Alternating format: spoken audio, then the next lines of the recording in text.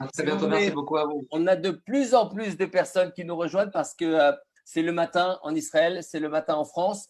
À Los Angeles, les gens tiennent la distance parce qu'il commence à être un petit peu tard. Et je suis très heureux d'accueillir Rav David Zawi qui est venu souvent ici aussi à Los Angeles et qui est le chaliard du Rabbi à Neuilly-sur-Seine.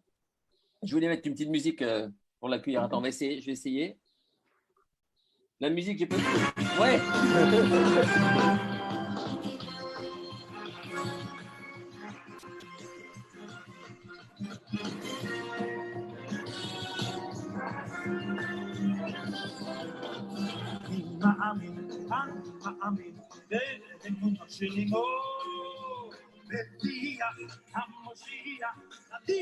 אני מאמין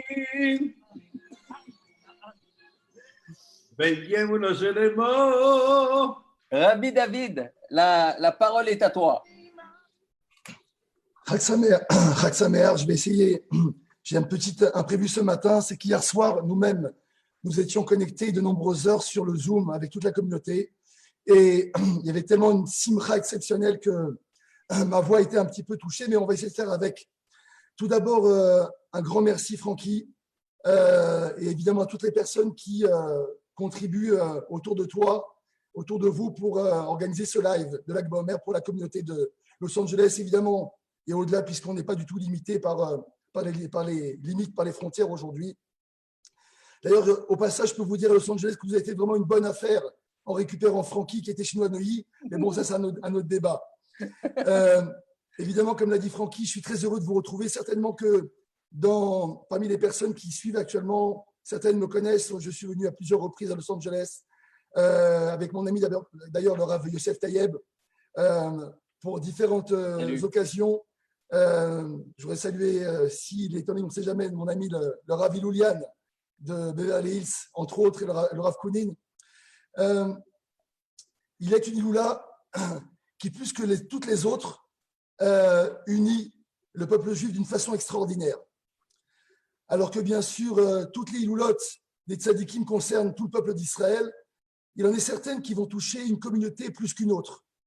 Typiquement, Baba Saleh va toucher plus les Marocains, le Rabbi Breslev va toucher les Chabad, Rabbi Nachman va toucher plus les Breslev.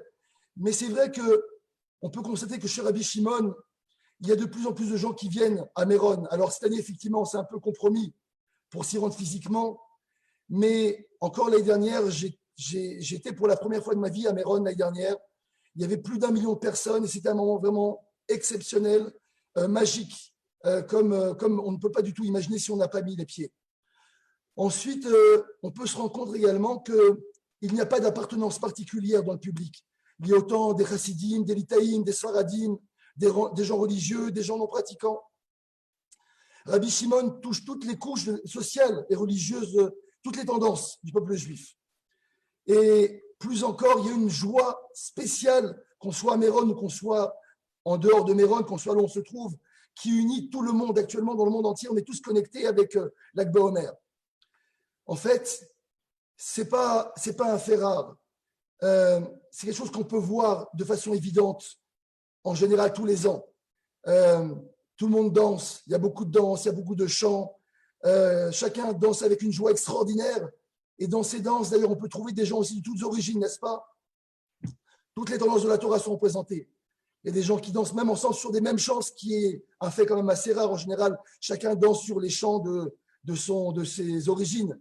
Mais là, tout le monde danse sur les mêmes chants traditionnels de Rabbi Shimon, comme on le voit à Méron, les chassidim, les sfaradim, tout le monde danse sur le Bar Yochai, Bar Yochai, Bar Yochai, ça, tout le monde, Ashkenaz, Sfarad, tout le monde danse là-dessus. En fait, on voit que Rajbi, comme on le dit, Rabbi Shimon Bar Yochai, c'est quelque chose d'assez unique en son genre. Et c'est quoi le secret de Rajbi? Alors tout simplement, c'est que Rabbi Shimon Bar Yochai, il touche l'essence du peuple juif. Rabbi Shimon, on nous dit, c'est l'âme du peuple juif, c'est l'essence de Am Israël. Comment ça? En fait, tout simplement parce que Rabbi Shimon est celui qui a révélé le sens ésotérique de la Torah, qu'on appelle Pnimut Torah. C'est la révélation de l'âme, de l'essence de la Torah. L'essence de la Torah, on sait qu'elle est liée avec l'essence du Créateur. Et l'essence du Créateur, elle est liée avec l'essence du peuple d'Israël. Et quand on parle d'essence, pour l'essence, il n'y a pas de dessin, il n'y a pas de forme. Dès qu'on parle d'essence, d'Akadosh Baruch Hu, alors tout se rejoint, tout est lié. Et effectivement, les camarades de Rabbi Shimon Bar Yochai lui ont dit cette phrase. Be'ai sifra dilach, ifkun Israël min galuta berachamim. Avec ce livre, le Zohar à toi, Rabbi Shimon, ils sortiront Israël de l'exil avec miséricorde. C'est le livre du Zohar qui est directement lié avec la Géoula. Pourquoi? Parce qu'en fait, la Géoula, c'est la révélation de l'essence divine. Donc justement, ce jour où nous fêtons, c'est surtout le jour où Rabbi Shimon est parti. Il nous a révélé à ce moment-là les plus grands secrets qui sont écrits dans le Zohar. Les plus grands secrets ont justement été révélés par qui? Par Rabbi Shimon Bar Yochai. Et comme c'est raconté que le jour où il est niftar, le jour où il a quitté ce monde, il a raconté énormément, il a dévoilé énormément de secrets de la Torah. Il y a une grande lumière qui a envahi la pièce justement où il se trouvait. Et ça, c'était la révélation de l'essence divine, l'essence de la Torah, et qui est liée évidemment avec chacun d'entre nous, avec l'essence d'Israël. Alors cette œuvre, le Zohar HaKadosh, a été pendant longtemps l'apanage de très très peu de gens. Des gens qui étaient initiés et qui pouvaient avoir accès à cette étude, à cette rochma. Très peu de gens pouvaient connaître le Zohar. Très peu pouvaient connaître l'œuvre de Rabbi Shimon. Il a fallu attendre plus de 10 siècles. Plus de 10 siècles jusqu'au Harizal, le fameux Ari HaKadosh, qui a fait cette fameuse déclaration, n'est-ce pas, qui restera comme une espèce de phrase mythique, où il a dit à partir de cet instant, Mutar ou mitzvah legalot zot ha-chokhma. Il est maintenant permis et même recommandé, et c'est même une mitzvah de dévoiler cette sagesse. Il aura fallu plus de 10 siècles pour que l'essence divine qui est révélée dans le Zohar, elle puisse être révélée au plus grand nombre, qu'elle puisse nous parvenir à nous aujourd'hui en cette génération de 5780. Et encore, même quand ça a commencé à être dévoilé, c'était quand même très limité. À l'époque du Harizal, c'était un cercle qui était quand même un peu plus élargi que les cercles de Rabbi Shimon Bar Yochai, mais ça restait limité à quelques dizaines, à quelques centaines de personnes, au plus dans le peuple juif. Il faudra attendre encore quelques années, près de 2 siècles plus tard, avec l'arrivée du fameux Rabbi Israël Baal Shem Tov, le fondateur du chassidisme, n'est-ce pas, Francky, dont tu affectionnes particulièrement. Il est rapporté que le Baal Shem Tov, au cours d'une élévation spirituelle, alors qu'on était en plein Rosh Hashanah, c'était l'année Tav Kuf Zayin, eh bien, on nous enseigne que son âme monta dans les palais spirituels et il se retrouva très très haut. Et là-bas, il a cru qu'il était mort. D'ailleurs, c'est ce qu'il a écrit dans une lettre à son beau-frère qui s'appelait Rabbi Gershon de Kitov. Et là-bas, dans cette lettre, il écrit à son beau-frère, il lui dit « Je pensais que j'étais mort, j'ai vu des malachim, des anges, des gens blancs. Et je me retrouve devant le roi Mashiach. Et on me dit « Non, tu es venu ici pour qu'on te révèle ta mission, tu n'es pas encore mort, tu as encore beaucoup de travail à faire sur terre, ne t'inquiète pas. » Et là, le Baal Shem Tov écrit dans cette fameuse lettre, il dit « Je rencontre le roi Mashiach et je demande « Maître, quand viendras-tu? Et ma taille, Katima ?» Alors Mashiach répond au Baal Shem Tov « Lorsque tes sources seront diffusées et répandues à l'extérieur. » Le roi Mashiach a répondu au Baal Shem Tov de diffuser encore et encore cette œuvre qui a comme origine le Zohar et qui est l'œuvre de Rabbi Shimon Bar Yochai, comme on est en train de le faire ce soir grâce à ce magnifique Zoom de notre ami Francky et de ses amis. Alors effectivement, le Baal Shem Tov a commencé, si on peut dire, son entreprise de diffusion de la Pnimiut Torah, de la partie ésotérique, la partie profonde. Ce message a été intensifié par son élève, son successeur, le Maguid de Mezrich. Ensuite, il a été perpétué par le Admour HaZaken, Rabbi Shneur Zalman de Liadi, premier Rabbi Lubavitch, mais pas seulement, aussi par toutes les branches du chassidisme, par les Breslev, par les Gour, par les Satmar, par toutes les branches du chassidisme qu'on connaît.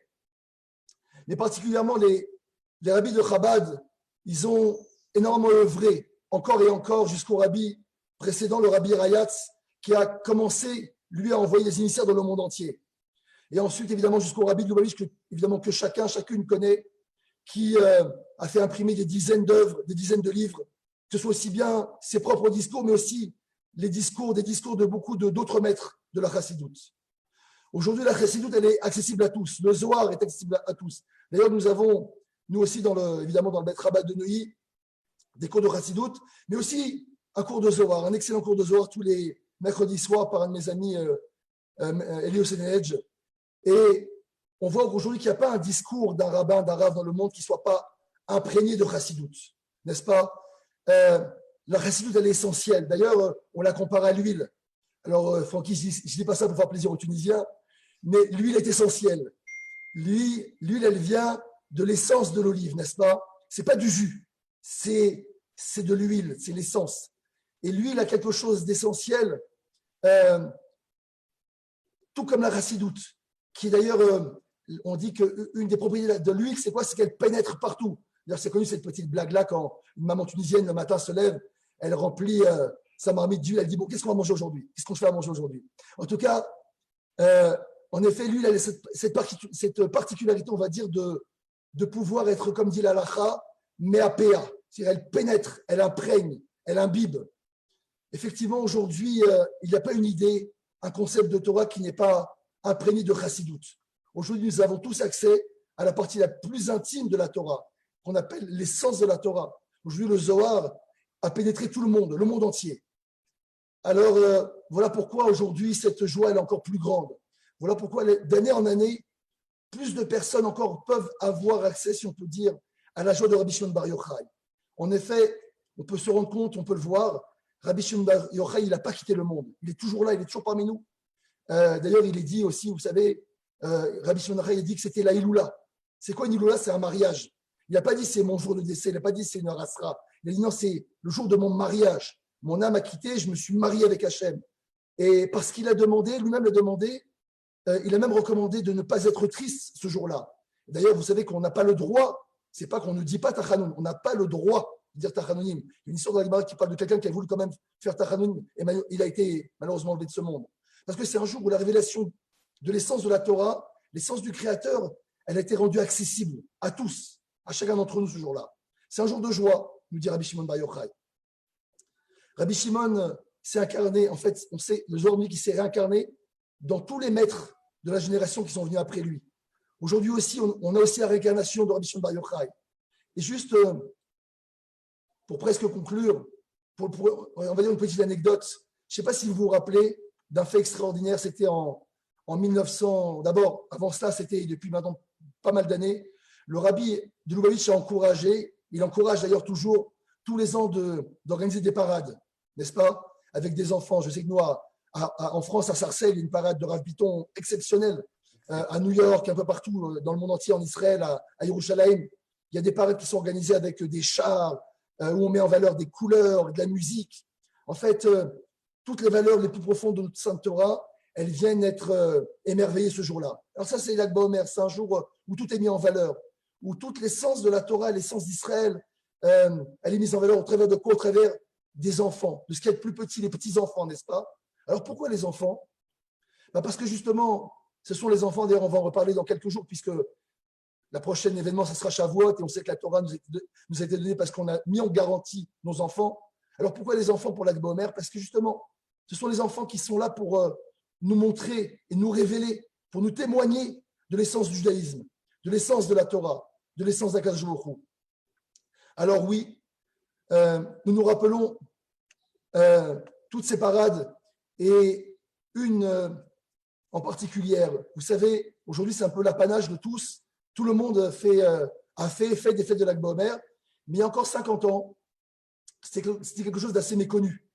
Il n'y avait pas comme ça des millions de personnes à Méron, il y avait quelques centaines, ce n'était pas un événement aussi mondialement aujourd'hui reconnu et adopté. Et effectivement, il y a une petite anecdote que je vais vous rappeler. C'était en 1967, c'était une semaine avant la guerre des 6 jours.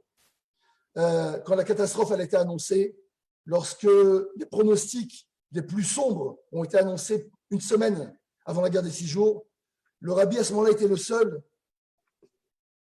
Parmi tous les grands rabbinim, tous les tzadikim, ils ont demandé de quitter Eretz Israël. On avait retrouvé cet événement également après avec la guerre du Golfe.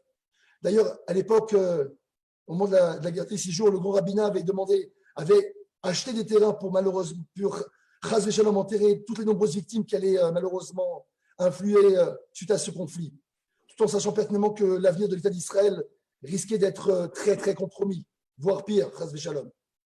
Le rabbi, on peut trouver cette vidéo sur YouTube, elle est facile à trouver. Le jour de l'Akba Omer, sur la tribune de l'Akba Omer, ce jour-là où la joie de Rabbi Shimon Bar Yochai était à son apogée, ce jour-là, le rabbi il a déclaré au monde entier, ne vous inquiétez pas, peuple juif, regardez, vous pouvez tous avoir accès à ce discours, ne vous inquiétez pas, dans quelques temps, très très peu de temps, nous allons assister à des miracles extraordinaires.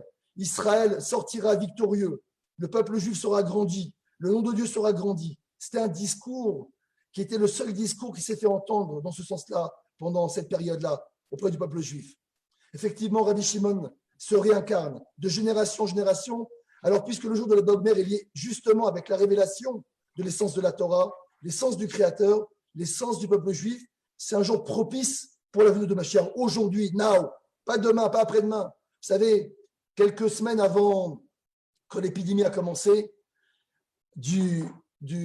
on va pas dire son nom comme ça, on va s'en débarrasser. J'ai entendu des rabbinim, quelques rabbinim qui parlaient en disant, là c'est sûr, on est rentré maintenant dans le moment, c'est l'époque de Mashiach, il s'est passé quelque chose. Maintenant, rêverait, Mashiach, c'est plus une question d'années, c'est une question de mois, de semaines. J'ai dit à ce Rav, je dis, Vodarav, un Mashiach qui vient dans des semaines, dans des mois, on n'en veut pas, c'est pas un vrai Mashiach pour nous. Nous, le Mashiach qu'on veut, c'est le Mashiach qui va venir aujourd'hui. Et comme le dit le Rambam, Ani Mami Bemuna Shelema, que je dois avoir une foi, une croyance indéfectible que Mashiach va venir aujourd'hui. Pas Mashiach va venir demain, après-demain ou après-après-demain. Mashiach va venir aujourd'hui, puisqu'aujourd'hui, on est l'Akba Omer, on est l'Aïlo de Rabbi Shimon Bar Yochai, où toute son essence, l'essence de Dieu, l'essence de la Torah, l'essence de Am Israël se dévoile aujourd'hui. Alors c'est un moment propice pour demander du fond du cœur, avec toutes nos forces, tout ce qu'on peut sortir de nos tripes, tout ce qu'on peut sortir de notre cœur, et je ne vais pas dire notre cerveau parce que ce qui compte, c'est ce qu'on sort de notre cœur, eh bien, demander avec toutes nos forces, les forces de notre cœur, que Hachem, il envoie aujourd'hui Mashiach. Et à ce moment-là, on n'attendra pas de venir vous voir à Los Angeles, mais on va tous, évidemment, Bezat Hachem, voyager, se retrouver en Eretz Israël, à Yerushalayim, dans le 3e Beth Amikdash. Alors, effectivement, aujourd'hui, plus que jamais, rajoutons encore une bonne action, une mitzvah, une étude de la Torah, une tzedaka, et surtout, prenons sur nous d'accepter la royauté du roi Mashiach. C'est-à-dire qu'il y a Mashiach, il est là dans notre génération. Il y a chaque génération, Mashiach est présent, qu'on le sache, qu'on ne le sache pas, mais Mashiach est là, donc on prend sur nous sa royauté, et aussi, évidemment, on prend la royauté d'Akadosh Baruch Hu. C'est-à-dire on couronne Hachem immédiatement, qui va se dévoiler le plus rapidement possible. Amen, Kenny Ratson. Amen, amen. Pour conclure, une petite anecdote très rapide, si j'ai encore quelques minutes, Francky. La Gemara, elle raconte que Zim Nachada Be'alma de Mikra. Il y avait une fois, il y a une situation où le monde il avait besoin de pluie, n'est-ce pas? Et tout le monde a essayé des prières, toutes sortes de remèdes pour faire tomber la pluie, pour pouvoir soulager la sécheresse. Et tout le monde est venu voir qui? Rabbi Shimon Bar Yochai. Ils ont dit à Rabbi Shimon, fais quelque chose pour nous. Alors Rabbi Shimon, il a réuni tous ses élèves. Il a commencé à faire une dracha sur quoi? Sur le fameux verset de Télim, Inematov Umanaim Shevetachim Gam Yachad. Combien il est beau et combien il est agréable lorsque les frères sont assis ensemble, comme ce soir, ça se produit dans ce Zoom encore. Et tout de suite, elle s'est mise à tomber. Et la remarque qu'a fait le Rabbi, c'est qu'il y a deux choses. Tout d'abord, l'étude de Rabbi Shimon, qui était d'une telle puissance qu'elle pouvait faire descendre la pluie. Alors, prenons sur nous d'étudier cette Torah, cette Plimuta Torah, cette Torah, entre guillemets, voilée, mais elle était voilée aujourd'hui. Et deuxièmement, une étude de la Torah qui est basée sur l'unité du peuple juif. Faisons en sorte qu'aujourd'hui, qu'il n'y a pas je suis Chabad, il n'y a pas je suis Litaï, il n'y a pas je suis Sfarad, il n'y a pas je suis Ashkenaz, il n'y a pas je suis ceci, cela, Chilonim, Dati. Tout ça aujourd'hui, c'est un langage has-been total qui ne doit plus exister et qu'on doit retirer de notre bouche. Bien sûr, on a tous nos coutumes, notre pkela ou notre tchoulet, ça n'empêche pas, mais arrêtons de rentrer dans ces distinctions qui nous ont amenés peut-être quelque part dans cette distanciation. Hachem attend peut-être justement, à force d'avoir été trop, d'avoir voulu nous compartimenter dans des groupes, dans des castes, eh bien, il nous dit, vous voulez vous séparer? Alors, je vais vous séparer un petit peu, je vais vous mettre un petit peu de côté, vous allez un petit peu réfléchir à ça. Et effectivement, on voit aujourd'hui, depuis ces derniers jours, cet élan du peuple juif de se réunifier, de remettre en place une ardoute, comme d'ailleurs, je me rappelle, Francky, tu avais été à l'initiative avec Shmoulik de ce mouvement, comment il s'appelle déjà entre Breslev et Chabad? Loubalev. Loubalev. Alors, cet élan-là, il faut aujourd'hui, il faut travailler dessus. Et encore une fois, quand on dit l'unité du peuple juif, la hardout, c'est pas chez l'autre qu'il faut la chercher, c'est d'abord chez soi. Commençons déjà nous-mêmes à nous repositionner, à mettre en équilibre le fond et la forme. Commençons déjà à rééquilibrer nos relations avec notre épouse, avec nos enfants, avec nos proches, avec nos amis. Travaillons sur ce sujet. On a du temps, on est confiné, on a des caméras, tout le monde est disponible quasiment, il y a beaucoup plus de temps qu'avant. Alors, reprenons contact avec ceux que nous aimons et ceux avec qui également nous avons peut-être eu des soucis, des problèmes. N'attendons pas. Là, on est dans un grand Erev Yom Kippour quelque part. On a cette possibilité de demander Mechila, d'appeler chacun, dire écoute, c'est des bêtises, voilà. On voit combien c'était pas important.